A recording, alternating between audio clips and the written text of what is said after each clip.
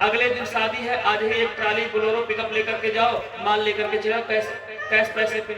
ये श्रद्धा का विषय नहीं महाराज। आज के कुछ साल पहले ही पीछे जाएंगे महाराज, तो माताएं और पितागण अपने बेटियों के शादी के लिए एक बड़ा सा बक्सा लेती थी और उसमें साल भर से अगर कोई गांव पे 100, 200, 500 वाला दुकानदार भी जाके बेचता है साइकिल पे, तो उससे भी एक गुनगुना लेकर के अपने बेटी के लिए मंगल कामना आशीर्वाद की उपेक्षा करते हैं महाराज। ये आशीर्वाद, श्रद्धा भाव तो खत्म हो गया, दिखावा बहुत हो गया, आडंबर बहुत हो गया।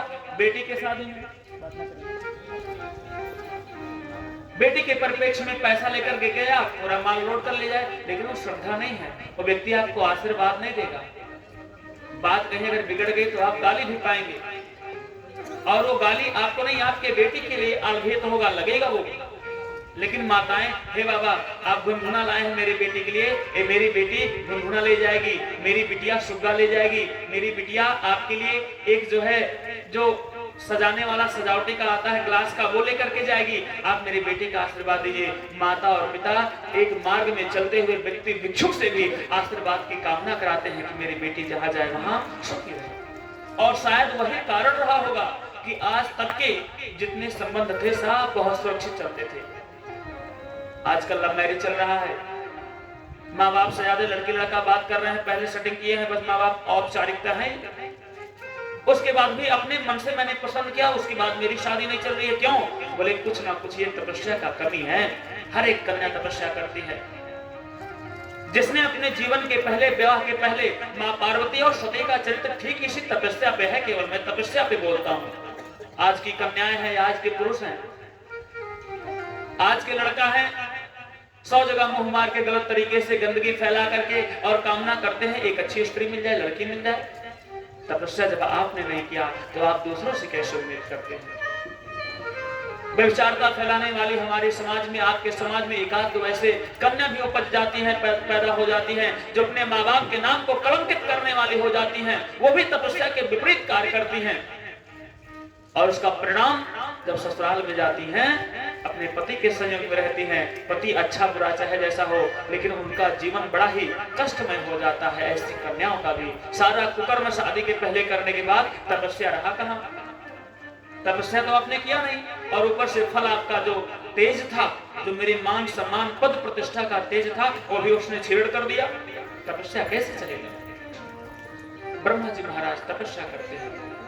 तपस्या करते करते उनके द्वारा 10 लोगों का जन्म हुआ। पुलस्त्य हैं, भृगु हैं, वशिष्ठ हैं, अंगिरा हैं, अत्रि हैं, अनेकानेक मुनि। उनके पुत्र 10 पुत्र बनते हैं। सृष्टि वहां से भी नहीं चलती है। आगे चल के उनके बाएं भाग से मनु जी महाराज और दाएं भाग से मां शतरूपा का आगमन होता है। बोलिए मनु शतरूपा मां भगवान की जय हो। सृष्टि का हस्त मैथुनी, सृष्टि का संचालन मनु और शतरूपा से हुआ है। कटी प्रदेश के कमर के थोड़ा सा ऊपर बाम भाग से मां शतरूपा और दाया भाग से मनु जी महाराज का आगमन। मनु जी महाराज जी के, मनु और शतरूपा ऐसे माता पिता विलक्षण, जिनके हस्त मैथुनी क्रियाकलाप से 5 संतान का आगमन हुआ। 5 संतान कौन कौन है? 5 संतान में एक है मां आकुति, बड़ी बिटिया है, एक है मां देवहूति और एक है मां प्रसूति। आकुति, देवहूति और प्रसूति, ये मनु जी के 3 कन्याएं हैं। 5 संतान हुए हैं, 2 संतान, और संतान में बेटी बेटा दोनों आते हैं, ध्यान रखिएगा। अभी 2 बेटे बाकी हैं। कौन? राजा उत्तानपाद और प्रियव्रत।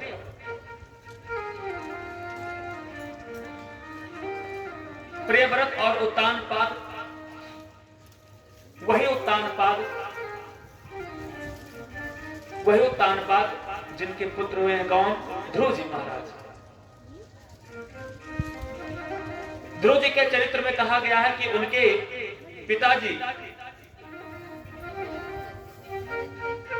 ध्रुव जी की माता जी का नाम जानते क्या है? मां सुनीति। क्या नाम है? थोड़ा सा नामकरण का डेफिनेशन अगर करेंगे तो सुनीति माने सु माने सुंदर, सुंदर कैसा चेहरा नहीं, हृदय सुंदर। कहा गया है महिलाओं का सूरत नहीं, या किसी व्यक्ति का भी सूरत नहीं, सीरत सुंदर होनी चाहिए। सीरत माने हृदय के भाग का विषय। सुनीति उनकी मां है ध्रुव जी महाराज जी की। प्रियव्रत का, उत्तानपाद का और मां सुनीति का विवाह कईयों वर्ष हो गया, कईयों वर्ष विवाह हुए हो गया, लेकिन अभी तक संतान ने ध्रुव जी का आगमन नहीं हुआ है। 4 वर्ष हो गए, 6 वर्ष हो गए, 10 वर्ष हो गए। मां सुनीति, सुनीति कैसी है? सुंदर नीति को धारण करने वाली ऐसी सुनीति कहती है अपने पति, अपने राजा उत्तानपाद जी से, हे प्रभु आप ऐसा करिए कि आप कोई दूसरा विवाह कर लीजिए। कहते हैं नहीं नहीं, अब बताइए।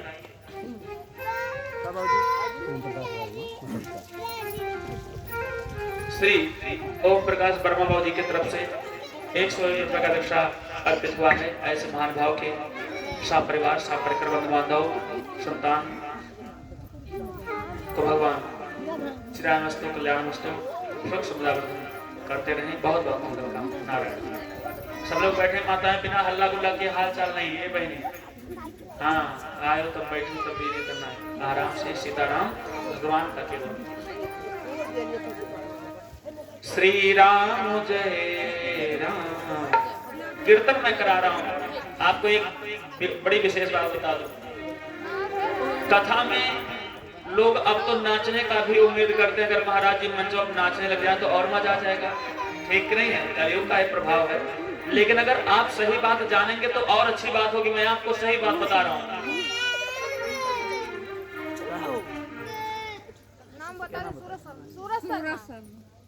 श्री उनकी माता जी है ना, सूरज शर्मा बाबू शायद हमारे साथ रहे थे। सूरज बाबू जी की माता जी की तरफ से 101 रुपए रक्षा अर्पित हुआ है। कहा सेठ जी, बाबा जी पैसा से परे हैं लेकिन बेइज्जती न कराओ महाराज।